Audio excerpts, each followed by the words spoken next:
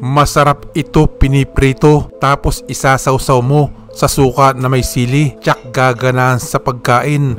Masarap din itong inihaw.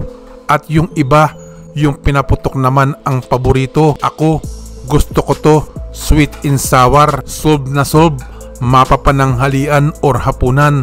Masarap talaga ang isdang tilapia. Pero September 2023, iba ang naging karanasan ng magandang babae sa California, USA. Became severely ill and then doctors had to amputate all of her limbs. Bumili siya ng tilapia sa isang local food store, inuwi sa bahay at niluto para hapunan.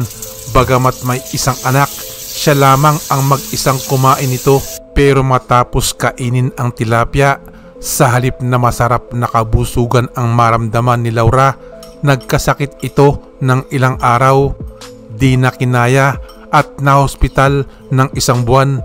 Nangitim ang mga kamay, pati ang mga paa at ang labi ganon din, at ang matindi dahil sa infeksyon. Kinailangan ng putulin ang kamay at paa ng magandang babae na si Laura. Ang tindi naman ito. Ano nga ba ang nangyari? Ayon sa kaibigan ni Laura, na-infect ang kanyang kaibigan ng bakterya na tinatawag na Vibrio vulnificus, nakakamatay na bakterya na makikita sa mga hilaw na sipod or lamang dagat.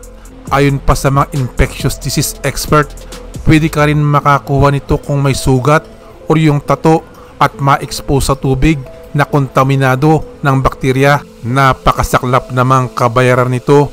Kumain lang ng tilapia, naputulan pa ng 2 kamay at 2 paa. Kaya ingat-ingat tayo sa pagkain ng tilapia at siguraduhin fresh at lutong-luto ito bago kainin. At mag-ingat din ang mga tao na mahilig sa kinilaw na isda.